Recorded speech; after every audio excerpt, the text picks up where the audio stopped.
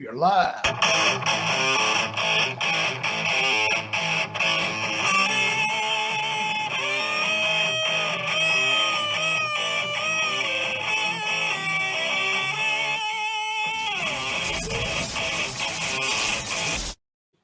Stay tuned, stay tuned, stay tuned. I'm here with the coach, John Brent. I'm here with the vet, Mr. Ian Griffin. What's going on, man? Man, I am hanging. I had to put my veteran hat on because the freaking administration's gone to shit. Can't figure things out. I said it's time to represent. It's about pissing me off. And man. Anyway, I'll let you go ahead, Coach. Go ahead. Yeah, I mean, it's kind of crazy going on in the world right now, but I love that we have my man down below from Mr. Pittsburgh, Texas, Mr. Alan Bailey, veteran, world hero. I heard he's an awesome Russian pilot, by the way. No, I'm just kidding, on the Russian helicopter. Hey, but I do want to ask Alan before we get started, where do you live now? Parker Heights, right outside of Cleveland. All right, I got you then. Yeah, so Mr. Vet himself has a picture he's going to show us. I can't wait to see it. Now, you know what? It's not really, it's a picture. It's something I found. And I'm going to tell you what, that right there is something that we all say at least 2 or 3 times. Me and Ian probably said it maybe 3 or 4 times. Jerry probably said it a couple times, but that right there, it never runs out. Right there, hey, to the day I die. They told me today, hey, you can go to Afghanistan and help folks. I might need a new uniform, but I'd be on the first plane going. But I need a new uniform. I don't think it's going to fit. I tell you what I would like to do, if you don't mind, put that back up there. I'd like to read it because I've never read it. I want to read it. We take an oath. I do solemnly swear that we will support and defend the Constitution of the United States against all enemies, foreign and domestic, that I will bear true faith and allegiance to the same, and that I will obey the orders of the President of the United States and the orders of the officers appointed over me according to the regulations and the Uniform Code of the Military Justice. So help me God, and live by it. Man, I'm fired up now. Golly. So, Coach, I will say this is, you say that like when you go to reception station right before you go in. You say that once you come in the Army. You say it when you re-enlist. A lot of people will ask a veteran and say, hey, do the Pledge of Allegiance. I probably did the Pledge of Allegiance 3 times in my whole career. I've done so many times, and you do it for any re-enlistment, but you do it other times too. But what's defining on that is we swear our allegiance to the Constitution of the United States, not anybody else. We are to follow the orders of the people above us, but the allegiance of all service members is to the Constitution of the United States. Well, the last thing I want to say before you introduce our next guest is, from a civilian standpoint, I'll tell you, there's no greater honor than to be on a podcast, be in the presence of veterans. And I want to not only thank you guys for your service, but thank you so much. Like Alan said, his ass would go right now, because that's just that's the way you guys are. Let's just go. And, you know, all of us always complain and bitch and gripe, but we ain't always trying to go. Well, Coach, thank you, first of all. And second, I got a guest right below me right here, Mr. Jerry Jackson, who him and I used to play baseball on the freaking Sprites together. Our dads coached together, and we grew up together. And it's good to have him on here. And he is a Desert Storm veteran, which I got a photo of him I'm going to throw up here in a minute. But welcome aboard, Jerry. Go ahead. Tell us what you got. Hey, glad to be here, guys. I think it's pretty exciting that tonight's a Pittsburgh night, hometown. You know, we got Alan, Ian, you know, and we got Brent.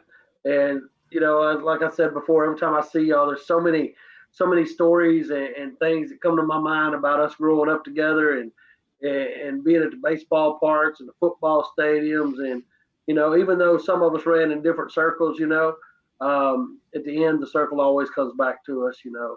And it's been fun to be a part of it and watch y'all grow with the podcast and be a #1 fan. I'm still waiting on my Hall of Fame jacket. So you got a little ways to go, Jerry. Got a little ways to go. I know, right? I need a XXX. Just throwing that out there. Well, I do have to. So here's go ahead, Coach. So the vet and Jerry were on the Sprites. I was on the Hazelwoods. Alan? The Wheels. The wheels. Okay, so we got it all going. Oh Man, my this is gosh. awesome. In Pee Wee, wasn't you on the Garretts? Yeah, I was on the Garretts and Pee Wee. See, Yeah. I remember that. Look at that. Yeah, that's awesome. Well. So who's these guys right here? All right. That was actually the night I came home from Iraq. I'd spent a year in Iraq. I came home. I'd flown into Longview, and my mom and dad and Brent. That's my little brother Brent there, and my dad and my mom. And my mom's gone now. She's in heaven. But that's at our church, at East Tabernacle Baptist Church in Leesburg. They knew I was coming home, and they were in the middle of service. And I walked in dressed in my fatigues, and the preacher's preaching, and the whole service just stops. But he keeps on preaching, and I'm getting all these hugs and kisses and everything. Then afterwards, they had this little get together and had the American flag hanging up, and that was a pretty special night for me. Being away from the family for as long as I was, and being home, and I agree with what Alan said. If they called tomorrow and said, "Hey, we got to go back, let's ruck up." I may be a little bit slower, but I can still shoot a gun. We will wear them out. So Jerry, I got a question for you. When I was there in Desert Storm, I didn't get those damn chocolate chip uniforms until like 3 weeks before we left. The damn war was over with and everything. When did you get the damn things? We were in Tent City. We had gotten in Tent City, and we got ours. I was there probably, like you said, probably I was there probably about 5 weeks before we got them. Yeah. Okay. So yeah, we got them at the tail end after the war was over. We looked all nice, and we come home pretty much what it amounted to. But I'm going to throw it over to the coach because he's going to start us out tonight, and we got some good topics tonight. So go ahead, Coach. Well, I have seen this topic, and it has been bothering me for more than a week now, ever since the debacle started, as I call the debacle in Afghanistan. We had so many people the last 2 to 4 years step up on the feminist side, from AOC to Ilhan to Tlaib to we had all kind of celebrities and musicians and progressives always going as much as they can on this about the MeToo movement. Believe the woman, just believe the woman, because the women are being taken advantage of. And we got crickets in Afghanistan. From Afghanistan all the way to Hollywood Boulevard, all the way to New York City, Fifth Avenue, all the way to Washington, D.C., in front of the Capitol where they wore pussy hats. We got crickets.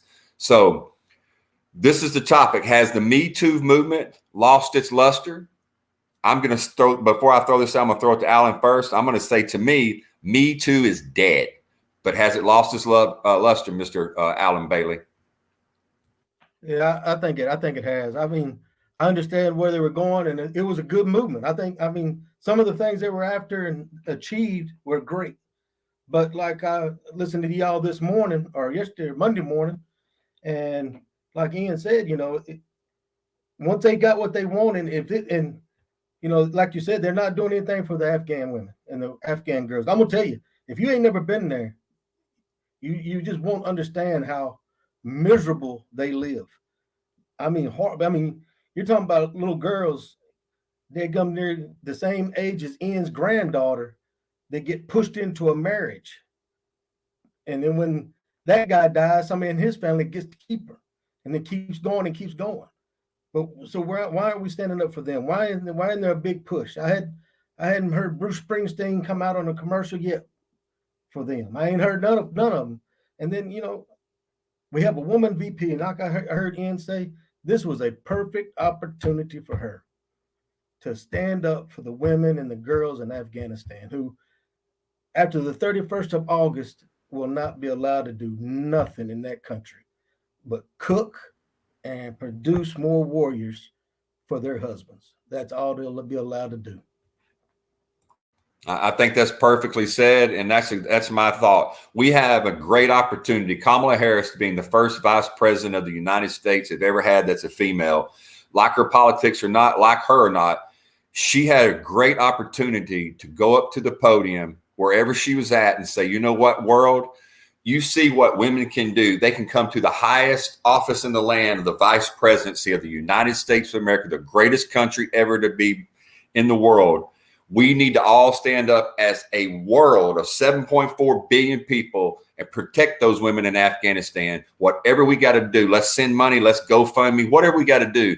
But she has said absolutely nothing, Jerry. I mean, what's going on?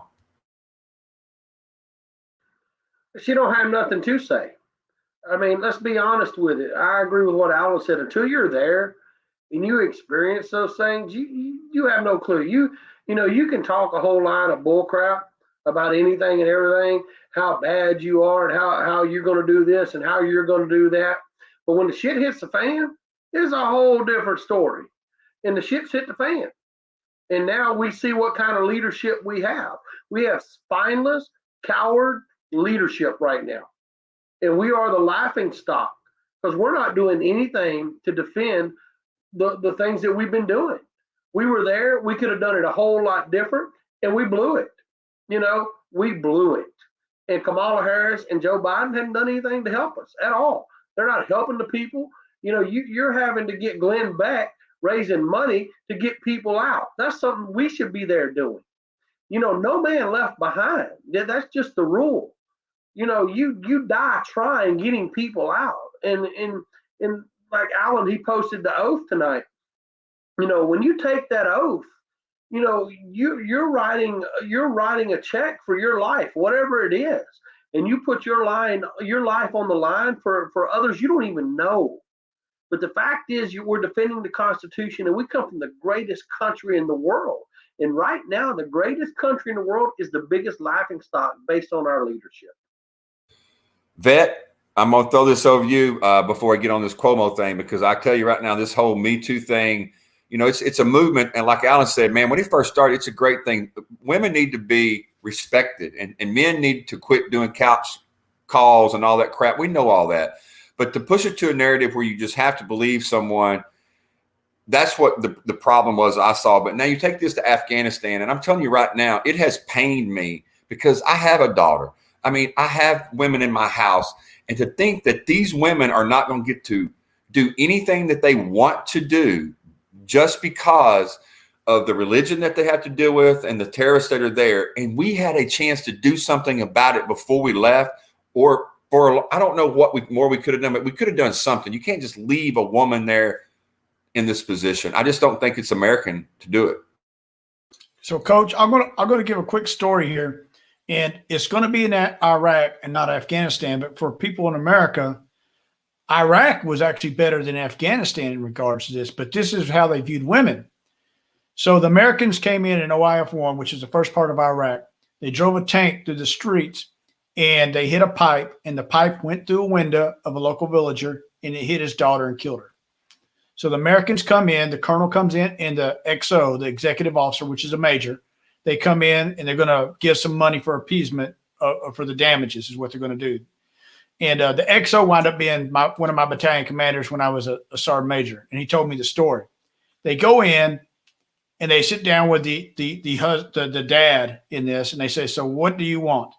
He says, I want $80 for my daughter. I want $200 for the window.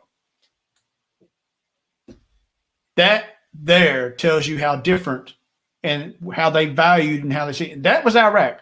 Afghanistan, as Alan would tell you, is far worse than that. And what they do is the young ladies will have a life of servitude to the husband and to produce as many warriors as possible. That is her job. That is it. She will have no rights whatsoever. And so I just thought I would throw it out there, Coach, because I think that gets some clarity to things so people can really, truly understand the difference in cultures. And what's about to happen to all these young ladies is you have people who are mayors, not mayors. Yeah, one was a mayor in Afghanistan. A couple were news reporters and things of that nature. And all of them have had to go into hiding because of this. And let's not even talk about the kids. You know, I mean, and the little daughters, you know, definitely going into hiding. They're going to experience things at the age of 8, and the age of 6, and the age of 10 that most American young ladies will never experience. And if they do, most likely somebody's going to jail for it in America, where they won't go to jail for it there. Well, you are right. There is a mayor. I read the story today in USA Today about the mayor, the first woman mayor in Afghanistan, and she's now fearful that the Taliban is going to kill her and her family because she was elected mayor while we were there. I mean, you have to think, how great is that, though, that actually for the first time in the history of Afghanistan, because we were on their soul helping, that this woman was elected by her peers. She wasn't just installed, she was elected. And now she is fearing for her life because the Taliban is going to come back into her area. So, yeah, it's terrible. But I do want to move on a little bit to, the deal with Mario Cuomo in New York. Do you believe he's getting a pass? And what I mean by pass, yes, he is leaving office, but do you believe he's getting a pass with the media because the media and him align with the same ideology of progressive and liberal ideas that would be different if it was someone, let's say, in the same situation of, say, Ron DeSantis in Florida. Let's just put it that way. If it was DeSantis in Florida or Cuomo there, I truly believe it would not be the same. Jerry, I don't know if you've been keeping up with this with Cuomo, but, tell me what you think about the way the media has been treating that. It's almost like a non-story. And it just seems like, if you align with the same ideology of the media, you're going to get a pass. Well, they're treating it nonchalant. They're sweeping it under the rug, and I do believe that he is getting a pass because of his views. I really do, because if it was anybody else, as you agree with Santos in Florida or here in Texas with our governor, anything, man, they would be strapped to the board. I mean, just straightforward. They would just go at them with everything they had. But because he believes the way the Democrats do, they're just sweeping it on the rug. He has to leave office. Okay. Oh, well, I leave office and I still do everything I want to do anyway. And he's not having to face what he did or the charges or allegations against him. It's that simple. Yeah, and Alan, who knows what he's actually going to be charged with, if it's just going to be a civil issue. But from a political standpoint, it does seem like he's getting a political path. First thing that threw me a loop was when he said he was going to resign, but hey, wait, I'm going to resign in a couple more weeks. I mean, if you're going to be out of office because you did something wrong enough to resign, then get your ass out at 5 p.m. But why are we giving you 2 weeks to do whatever you want to, cover up if you want to, burn something, or shred it if you want to? Who knows? Yeah, I guarantee there was some late night shredding with him and a aide or something probably going on. But I think I also heard that he gets to keep his pension. That after he leaves office, he gets to keep his pension. So the state is going to keep paying that clown after they done kicked him out of office. Now, I don't know how true that is, but I could have sworn that's what I heard the other day on the news. But yeah, if it would have been anybody else, it would have been horrible. But not him. He's getting a big pass. All right, Vet, what's your thought on Cuomo? Because I know you always have some good thoughts on stuff like this. It just seems like we're saying, like the topic says, he's getting a pass from the media. He's getting a pass from the Democratic Party and actually even the leadership of the Democratic Party nationally. Well, I'll say if this had been Matt Gaetz, they'd have been all over it. They have been all over Matt Gaetz. And I don't know if Matt Gaetz is guilty or not, but Matt Gaetz does not have a 168-page investigation released by the Attorney General of the state that says he is guilty on page 142 like Cuomo does, and we haven't heard from the MeToo Senator Gillibrand. It's been crickets from her, and she was going after everybody. You remember during the Kavanaugh hearing, it was before the hearing, she had a staffer film me, get me on the TV. In between, get me on the TV. Afterward, get me on the TV, and all of them, I believe. But apparently she doesn't believe these 11 people coming out of New York with a 168-page investigation. But she believes somebody for 30 years ago that couldn't even tell you where the hell it happened at. And when you watch her on freaking TV, you question whether she was sane or not, to be honest, at times. And I hate to say that, but it is what it is. And I'm like, and you actually teach psychiatry to people? I'm like, oh my God, please don't go to that school ever, anybody. But anyway, moving along, the freaking media has completely avoided it because that was their boy. Remember what they said about Cuomo? My God, that's who should have ran for president. He would have been the great president. I love how he speaks. Short of saying, I don't know, maybe he should date my sister or something. That's about how far they fell in love with him on it.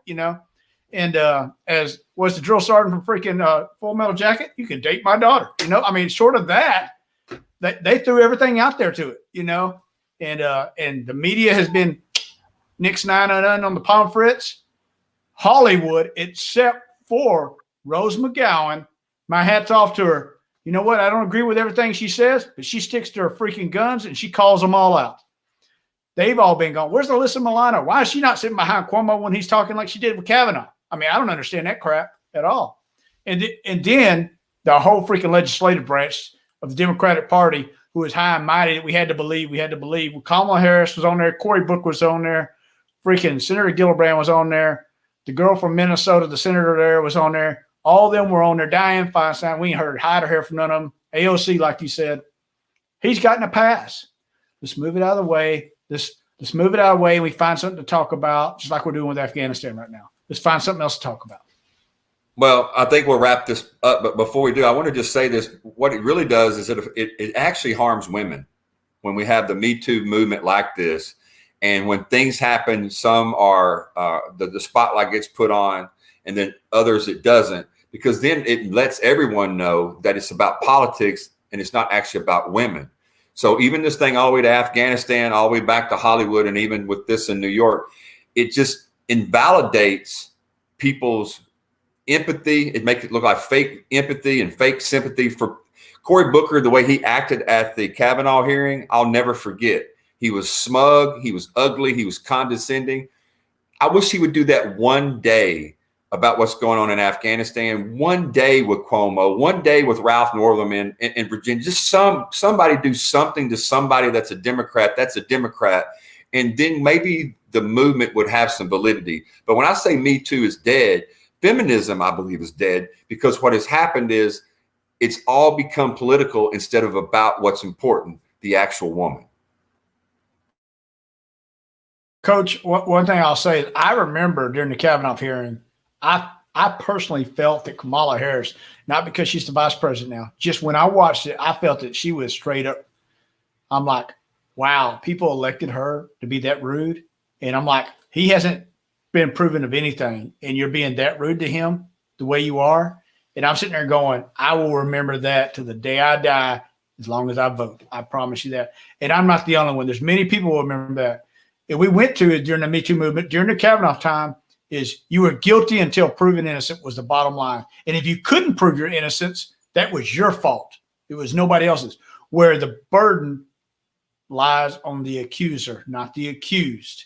We flipped the script in America for this to entertain, like you said, Coach, a party, because they wanted to push their agenda and they felt they could get some support from Hollywood, get their names out there, get in front of cameras, get a little camera time, things of that nature. And they lost their damn minds is what they did, because how dare us as Americans ever sit there and put somebody on a pedestal that we accuse them and they have to prove their innocence when we should have to prove their guilt. That's just my thoughts. That's amen. All right. So we're going to throw real quick. I'm going to throw this out here, Coach. I'm going to throw a little bottle for a commercial out here. Come buy some of our stuff at www.thecoachandthevet. In case you didn't get that, let me throw this out here. Let me find it. Well, okay, I don't have it out there. So anyway, here it goes. The Coach and the Vet. That's us right there. So that's what pays for our shows, and that's what gets us by, scraping those pennies together. So we got another topic to talk about, Coach.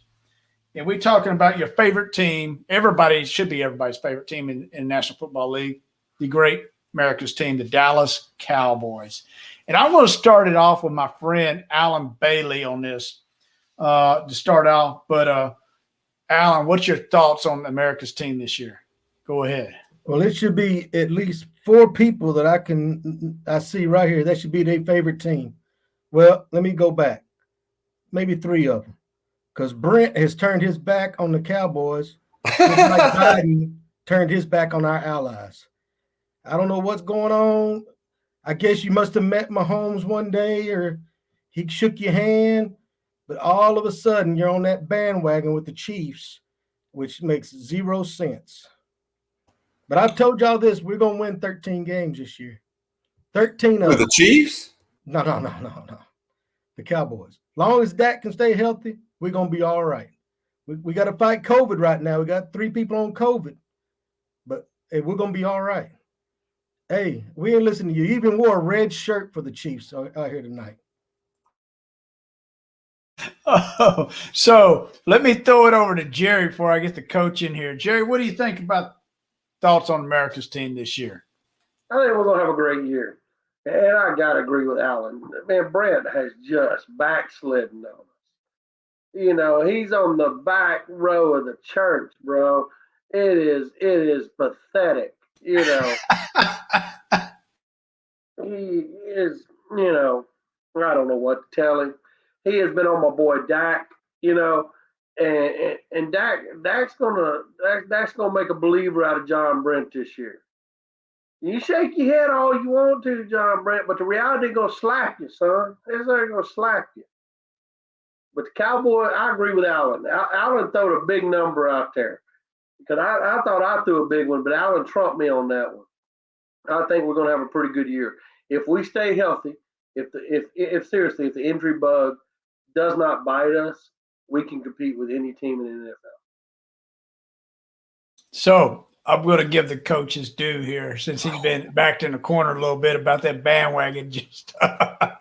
Look, man, I've been a Cowboys fan since the mid-'70s. I went to NFL games, Cowboy games in the 70s, 80s, 90s, 2000s, and even the 2000s. And heck, I even went to the playoff game when they beat the Seahawks not long ago, a couple years ago. I've always been a Cowboys fan. But I've always been a realist. Ever since Jimmy Johnson left, I have questioned Jerry Jones' sanity every damn year when it comes to making decisions. And I'm just saying that what I see with Dak is I don't see a Super Bowl quarterback. That's Jerry knows I've said that. I'm sure Alan has seen it too. I don't think that he's a bad guy. I think he's probably one of the best locker room quarterbacks there is in the NFL. But I don't think he's a top 10 quarterback. Now people debate, well, my God, that's crazy. I've had some other day say he's a top 5 quarterback. I've literally almost threw up in my mouth. Maybe that was you. But what I do think is the Cowboys are set up the way they are with their defense, with the coaching staff. They do have a lot of talent, but I still think at the end of the game, at the end of the year, I'm going to say it. There's 17 games this year. They will be 1 game less than 500. And that's not because I want them to be.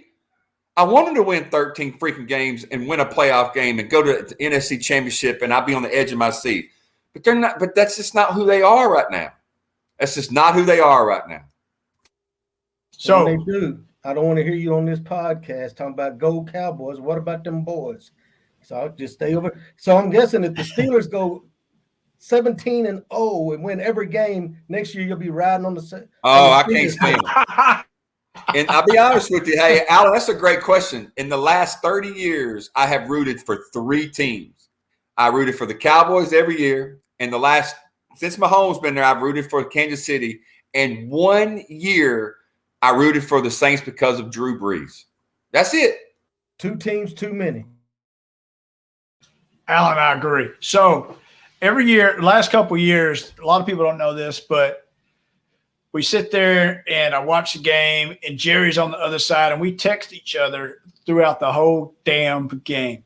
I take the defensive side. He takes the damn offense side. The offense don't score no damn points for the first 3 quarters. He blames on my defense because they turned the ball over on the freaking 10-yard line. It's the damn offense dropping that shit. Now, I will have to admit, Jerry, our defense sucked. But your goddamn offense, freaking who couldn't score the 3.5 quarters, freaking sit there and set us up for failure all damn year long. I'm just throw that out there, Jerry, all year long. My deal is with this, though. We got a new coach that was supposed to do something last year, and I got it. He couldn't train them because he got COVID, and he ate too many cheeseburgers, to be quite honest. Mike McCarthy did instead of probably coaching is what I think. But supposedly he's supposed to be our breath of fresh air. John Brent, I agree that sometimes Jerry Jones is too involved. I think that personally Jerry Jones is more focused on what our ratings are after the draft than what our success is in the season, and which is horseshit. I don't give a damn if we drafted all no-name people. And my friend Jerry, which I'm going to throw it to, He likes to get those big name guys. Every time we talk about defense, he talks about Earl Thomas or somebody like that. And I'm like, I want the freaking 72 Dolphins, no name defense that we don't even know their names until 10 years later.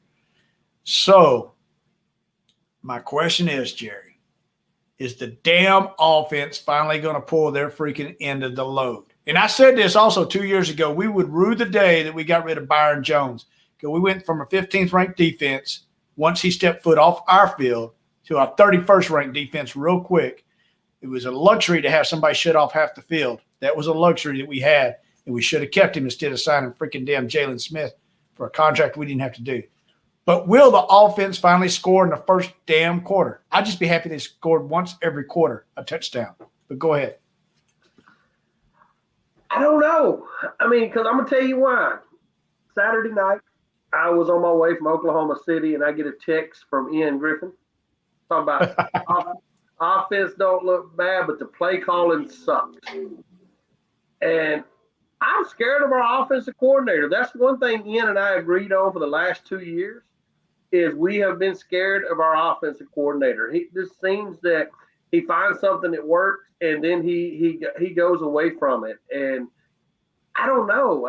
I'm scared of our offensive coordinator. I really am. That's my personal opinion of it. I don't have faith in our offensive coordinator at all. Okay, so I'll go throw it over to Allen on that. Will the offense pull through, or are they just going to get all these damn garbage yards at the end of the game again? I think this season, I think Zeke's back. I think Zeke's going to be back this season. He looks like he's in better shape than I think he's in better shape now than he's been since he's been in the NFL. And I think if we can manage to keep it at least, it'd be great if we could do it 50-50. I'd love to see us run the ball more than we throw the football.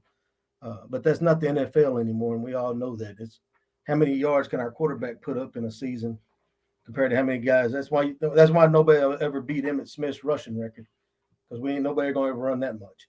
But I think we're going to do all right. I think if we can pound the ball, it look like we got a decent offensive line.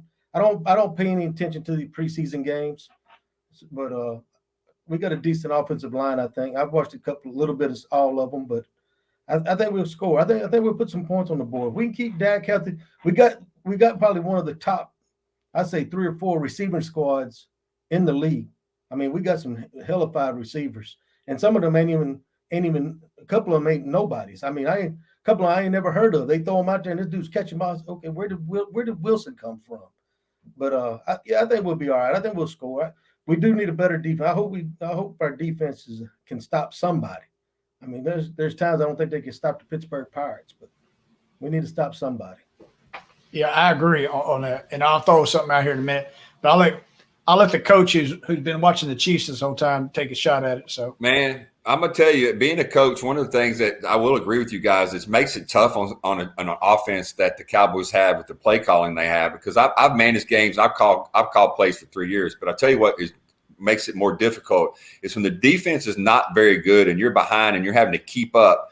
It takes somebody like a Mahomes. I'm not throwing him out there because I'm talking about it. It takes somebody to keep you in a game sometimes, because you just got so much to overcome when the defense is giving up so much, yards in a score. If this team has to score 28 to 30 points a game, they're not going to do it. This is a team that is set up, if they're going to have a successful year, if you ask me, they're going to win games 21-17. They're going to win 24-20 games. But if you start getting in 28 and especially in the 30s, you cannot expect this team to score 30 points a game and have to compete with a terrible defense. If this defense is not in the top 12 to 14, this is going to be a problem for this team.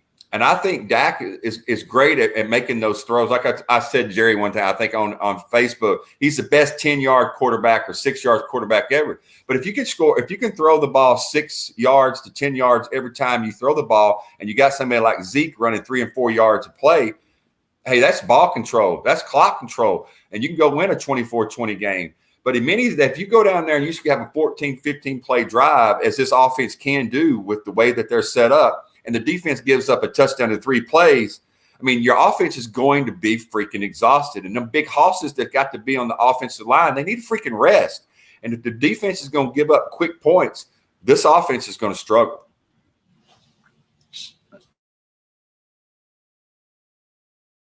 You're on mute, Ben. one thing I'll say is I voice this a lot to Jerry. Is I think in the NFL, and understand it's the NFL, I think an offense should be able to score a touchdown every quarter. They should be able to score 4 if you're a decent offense in the NFL. I think a defense, a mark of a good defense, is holding a team under 20 in the NFL. You can't ask for much more than that in the NFL. I'm just saying that 20 is a freaking good defense in the NFL if you can hold them under 20. And when they drafted Zeke, they said, hey, we need help on defense back then. They went 13-3 that year. But if you look at what happened, they took like 3 minutes off the defensive side of the ball with Zeke average, and that was how they won the defensive game right then. And go ahead, Coach. Go ahead. One thing that I wanted to say, and I thought about this after I'd already stopped, is if you look at the way Tom Brady runs a game when it's a playoff game or an important game, is he slows the game down. He has that running game for 3 yards left, 4 yards right. And then he's, maybe he'll run it up the middle on a quarterback sneak. But what he's doing is he is wearing down a defense, but he's also keeping his defense off the field. And that's one of the things that the Cowboys can do with Zeke. They can keep that bad defense off the field if they're not going to be good. But the play calling is going to be suspect if you don't understand that, hey, we need to be in 3rd and 1 and 3rd and 2. We can't be in 3rd and 7 and 3rd and 8 with Dak. I'm not saying he's a bad quarterback. That's just not his strength. His strength is to fake the ball and maybe run outside for 2 yards after you pound it, and you see that end coming in, and you can pick up 2 yards. But you don't want to put Zach in 3rd and 7 and 3rd and 9. Heck, you don't want to put many quarterbacks in that. But Tom Brady, the way he runs the clock, the way he runs the show, and the way that team that last year ran the ball and passed off of the play action is a perfect way that Dak Prescott and the offense with Zeke should be. And if they could mirror that, they would be a whole lot better team and even a deadly team. So I'm going to talk about injuries for a second here, and you kind of alluded on it. We had Dak running so much last year outside the pocket. It tends to be a strength of his at times, and it's bode well for us, but it took his leg out, But since 2019, as long as everybody stays healthy, this will be the first time Tyrone Smith, Laurel Collins, and Zach Martin all on the field at the same time. Whoa, I didn't even know that. I saw it the other night. Now, Jerry, when I shot you that note, I also sit there and watch the first series. I can't tell you who's on the defensive line for the Houston Texans. That's how popular they are or how good they are. I can't even tell you. But our offensive line, the first series, struggled. They struggled with Gilbert back there. And I don't know if it was Gilbert and his play calling, his cadencing, or if it was the line struggling. And that scared me because I'm like, dude, we're all healthy. You're supposed to be all powerful. You're supposed to be mauling people over. And I can't even tell you who the defensive linemen are for the Texans. And this happens. And it wasn't until the third series when Cooper Rush got in there. And I don't know if his cadence calling was different, but he was impeccable. I was like, whoa, where was this offensive line 5 minutes ago? So I worry about that. And, Coach, you've heard me say this, is we'll go as far as that offensive line will stay healthy. We replaced every position last year sometime or another. Every one of them was replaced at least once, if not twice. So I'm going to throw it over to you, Jerry. What do you think of that line? If we stay healthy, I think we'll be great at it. I mean, you go back to Dak's rookie year. I mean, pretty much the same line, maybe except for Laurel Collins, and look at the numbers he put up. But, my biggest thing last year was we give the defense several leads about halfway through the fourth quarter, and we couldn't hold them.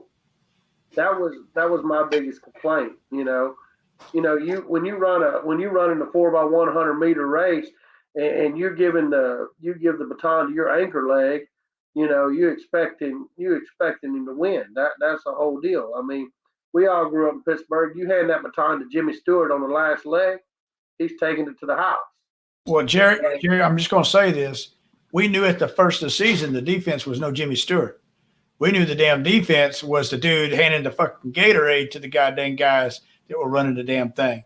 But so they wasn't there. You couldn't count after you gassed them the whole game. You couldn't count on them, man. I mean, you gassed them the whole game by not scoring for 3.5 quarters, and then you finally get up for 2 minutes in the game. Say, Go do it, guys. And you're like, dude, we've only been on the field for 44 minutes. We only played 50 minutes.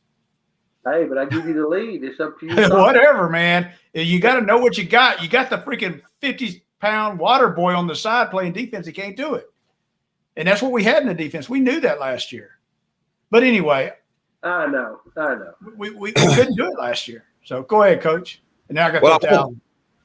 Yeah, and just real quick, I want to say this, that the Cowboys season is going to really begin right off the bat. Of course, they're going to play the Buccaneers and the Chargers. And I think if they can go 1-1 in those games, that's great. But they're going to have some easy schedule. They're going to have the Eagles, the Panthers, the Giants, the Patriots, and the Broncos out of the next 6 games. So if they can get a roll, because they're going to need to, because if you guys take the chance to look at the end of this schedule, when they have the Chiefs, the Raiders, the Saints, and I think at the Redskins 4 weeks in a row. But what they can do is they can get some momentum and, like you say, stay healthy. They can make a run to the playoffs, but it's going to depend early on in the season. They need to take advantage of it. They usually start slow, but if they can come in this sucker 5-2 or 6-1, something like that, then I think maybe they can start talking about playoffs. But I really think that end of that schedule, if they come in there at 3-4 or 4-3 going in after Game 7, they could have some problems. Alan, I'm going to throw it to you. What do you think about the health situation in the line and all that other stuff and everything else, I guess, before I get into the last part here? One, we need to depend on Zeke, and we don't need him to put the ball on the ground. That was his biggest pitfall last season. He had fumbled out of something awful. But we can keep him from fumbling, keep that line healthy, we'll be good. If we can't win our conference or division, whatever you want to call it, between the Giants, their Skins, the Eagles, we ain't got no business going anywhere else because we should be able to destroy those 3 teams. The Giants, they don't know if they got a quarterback. They don't know if Saquon Barkley is going to play. He's the only one on that team would even scare me a little bit is Saquon Barkley. The Skins, I mean the Washington football team, I couldn't tell you who their quarterback was if you offered me some money. Ryan Fitzgerald. Yeah. So, and he won't play the whole season. He's only played for about 6 games. I mean, Fritz Magic, 5-6 games, and the Magic runs out, and they got to bring whatever rookie they picked up. The truth comes out after that. Yes. Yep. Yes. The Eagles, that team right there, they're just in a straight rebuild. So if we can't win our division, hey, we don't need it. We shouldn't worry about nothing else because we can win those games. We play everybody twice.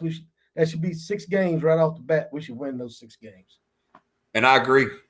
I agree with that. I think, to be honest with you, the Dallas Cowboys should be 6-0 in their division.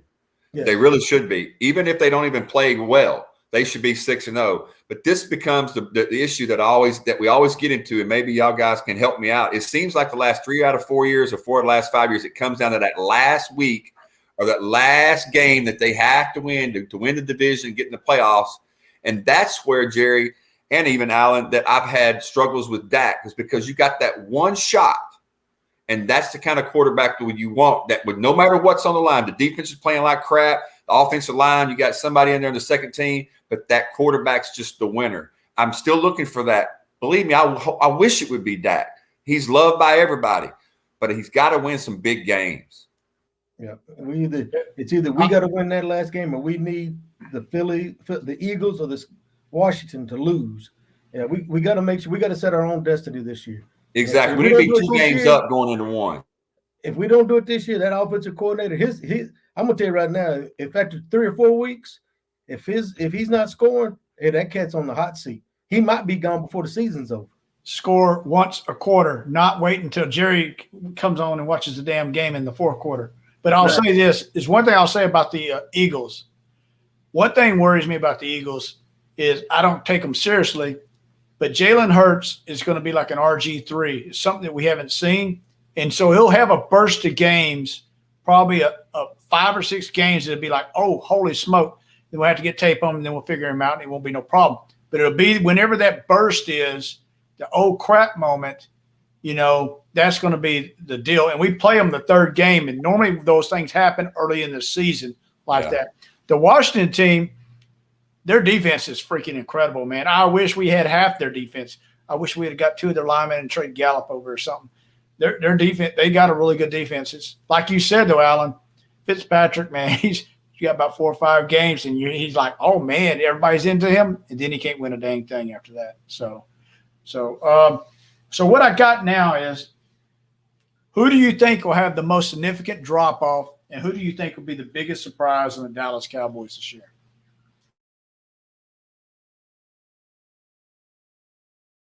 Can't hear you, Vet.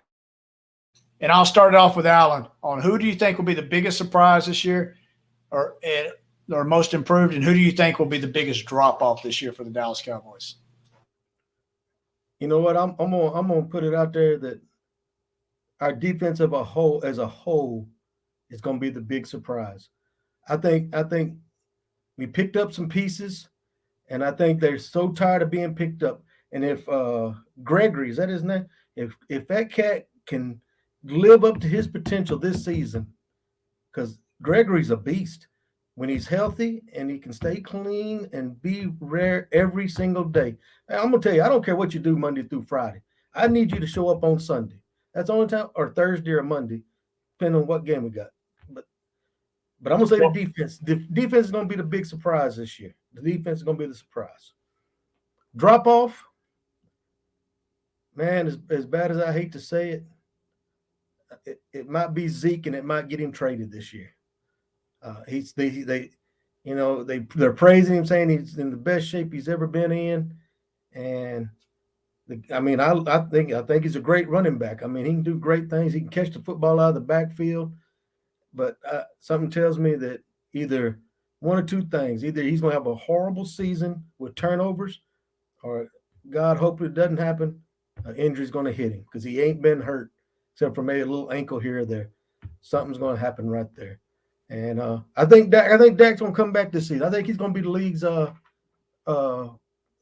is it, that award they give out at the end of the year for the biggest comeback player of the year. Yeah. I think he's gonna come back, and he's gonna, because there's really nobody else to be a comeback really besides Dak. But I think he's gonna shock the people this year. I think he's gonna really shock old John while he's over there rooting for the Chiefs, and he's gonna do his all right. I think he's gonna be all right. He might even lead the league in passing since Breeze retired. So Alan, I think with Randy Gregory, I joke about this last few years, is if the league would just change the rules and we just put some marijuana down there on the freaking end zone, he would sack that quarterback freaking every time. I can tell you that right now. Just give that boy a couple of joints before the game, he will freaking sack the bejesus out of him. I'm just throwing it out there. That is what it is, because the boy can't walk away from it.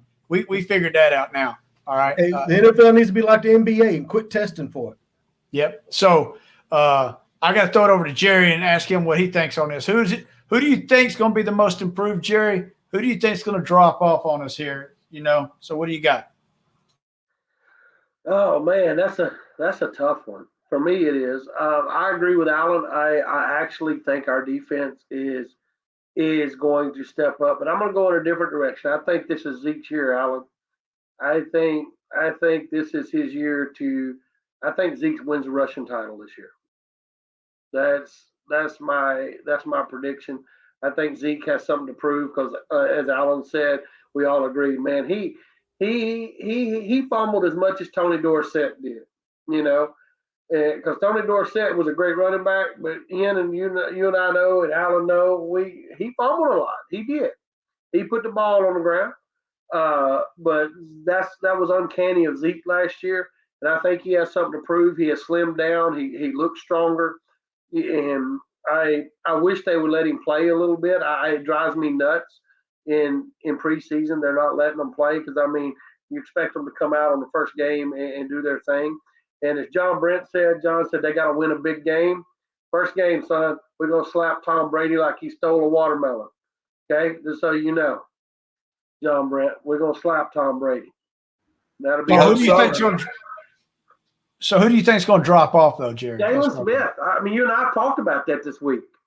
I think Jalen Smith's done in Dallas. I really do. As much as I like him, I think he's our biggest drop off. I don't think he'll play a lot this year except on special teams. I think Jalen's the big drop off. Coach, what do you think? Well, I'm going to be a little bit opposite on this because I really think the player that's going to step up this year is going to be on the defense is going to be Jalen Smith. I think he is to me, he is a beast when he wants to be. And I think that he's going to step up and be the best player on the defense. I think Randy Gregory can be good, but I still think Jalen Smith is going to be the best person on the defense. That's just me. I think he's going to be him and DeMarcus Lawrence. If they both are at their best, that's going to be a tough defense. But now I'm going to kind of surprise you with this one. Maybe I don't. The person I think is going to have the biggest drop off is not Dak Prescott. Come on now. It's Amari Cooper. And I saw some things from Amari last year as a coach that kind of spooked me. He was into the games and then he was not into the games. It was like he was mentally out of the game at times. He's getting to be older. You take more hits. Receivers now, you can take that one hit and it can change you. And I just think there's something about that. I think CeCe Lamb is awesome. I think Gallup is great. But I think Amari Cooper is going to be the drop-off this year, and we're going to be looking for another, what I consider a number one wide receiver. Wow. So, Jerry, I agree with you. Watched a lot about Jalen Smith, and I loved him, man. I think he's a great story. I think he's a phenomenal player. But then I started taking a look back. When has he been great?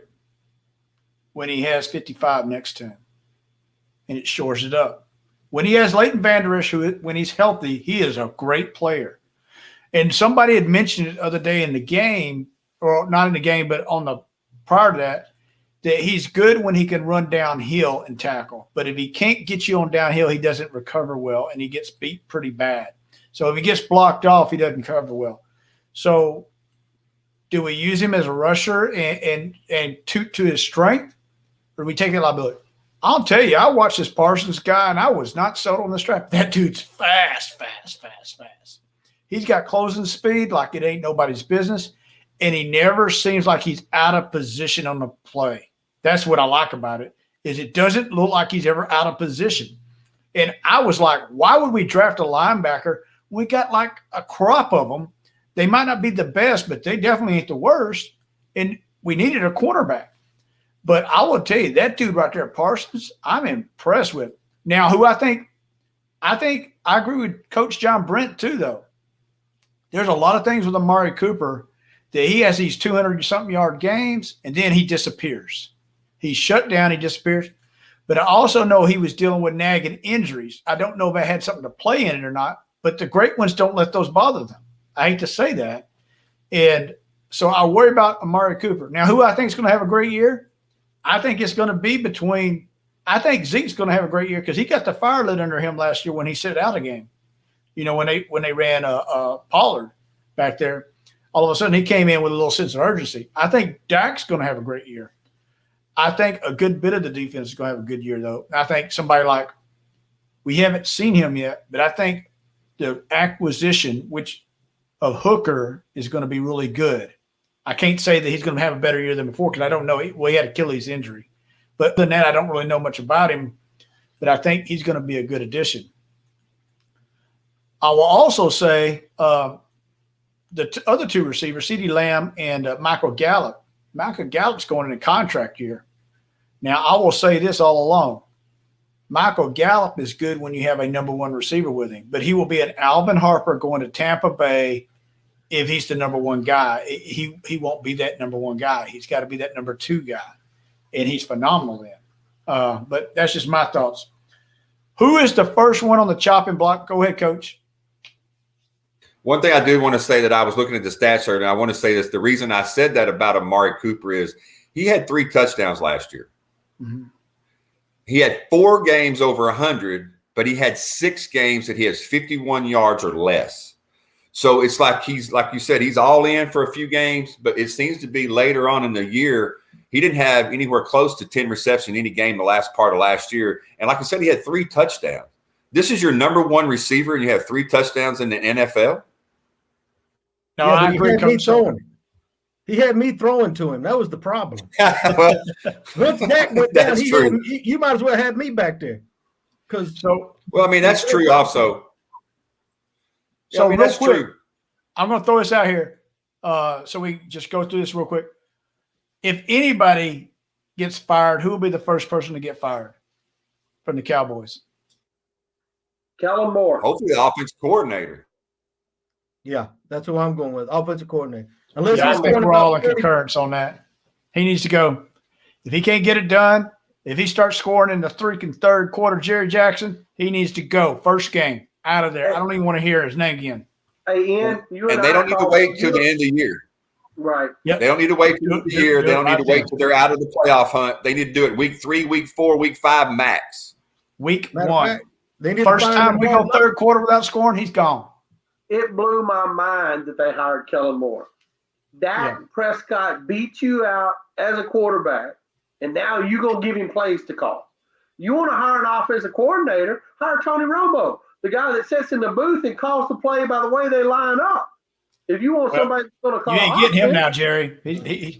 He's too much of that right now. Hey, Jerry said he'd write the check. If he's making $20 million a year, give him $21 million. We need an OC, baby. Absolutely. I mean, you put an offensive coordinator that got beat out by Dak Prescott and John Brent. You know, he's not sold on Dak, but you got beat out, and now you're going to give him plays to call when you couldn't beat him in the first place. Come on, Jerry Jones, get real. I'm not a great coach, but I would tell you one thing that I would do with Dak Prescott. If they said, look, you get 1 week, I would do everything Dak does great every single play when I'm not handing it to Zeke. I'm not going to do bullshit plays. I'm not going to try to trick you. I'm going to play Dak Prescott best plays and Zeke up the middle plays. Coach, I will tell you this. Jerry will tell you that I hate – now, other teams do it good. But when Dallas runs that freaking wide receiver bubble screen, oh, my God, I just sit there and cuss because we lose 3 yards every time. The other guys don't block worth of crap. We've hit it once out of 2 years. We've hit a home run out of it. The rest of it, you're like, did you just run that 3 plays ago? What the flip-flop, man? It is freaking insane. I have the text messages. Damn bubble play again. Damn bubble play again. Yep. That is not a strength in the Cowboys organization. There is at least one time in every game that I've coached that I call plays, that there's one play that I say I'm never calling that play again, and I don't call it again. And next week it don't go back in. Yep. So we got to throw it around real quick. I got to hear you got about a minute apiece, Jerry and Alan. So let me hear what you got to say, and then we got to get out of here because we beat the Cowboys to death. So. Hey, all I want to say is, hey, let's keep our politicians and our soldiers in your prayers. Hey, I'm gonna tell you what, you ain't gotta worry about the soldiers. So we're gonna do what them leaders tells them to do. We're gonna salute them. We're gonna turn off. We're gonna go do what they say, and we're gonna cuss them the whole time we're doing it. But we're gonna do it. But we need them politicians. They need to get it right. We are screwed up Afghanistan, and you got about 7 days to get it right. So let's keep them cats in our prayer. Let's keep them soldiers that are over there right now, because I'm gonna tell you what, they're sitting inside of a beehive right now, and it's just waiting to go off. All yours, Jerry. Man, I agree with Alan, man. My heart hurts for our brothers and sisters in arms that are over there right now, because I was thinking the same thing as a hornet's nest. This is a hornet's nest just ready to explode, and the stings are going to come quick and they're going to come fast, and we ain't going to be able to defend ourselves because our administration has really, really dropped the ball on this. But I enjoyed talking about the Cowboys tonight, hanging out with my boys from Pittsburgh. You know, as Alan said, you know, a week or so ago, you know, we all ran in different circles. But, you know, tonight we're all in the same circle. And I'm thankful for Alan's service and Ian's service, and the fact, Brent, that you're pouring into our young kids today that are our future leaders, and you're helping the prisoners. I thank y'all for that, and I salute y'all for that. I appreciate it, guys. Well, go ahead, Coach. What do you got? Well, I'm going to make mine quick as I can, but I want to say this much. I never served. It's one of my biggest regrets, but I tell you one thing that I hope that comes out of this is that somehow we get our standing back in the world, that what we say as Americans, we stand by it, and we're going to be your friend. If we say we're going to be your friend, we're going to be your friend. Right now, I think that's suffering right now. And I think, forget the administration that's in office. I don't even want to talk about the administration. We just need to, as Americans, go back to, if we say you're our friend, we're going to do everything we can to make sure you're protected long before after we're gone. So one thing I'll say real quick is all he has to say is one thing, and the military will handle every bit of it. Get them all out, and they will do every bit of it. You just got to make the call. That's all he has to do, because they will do it. Anyway, from the coach. And to the vet. Stay tuned, stay tuned, stay tuned.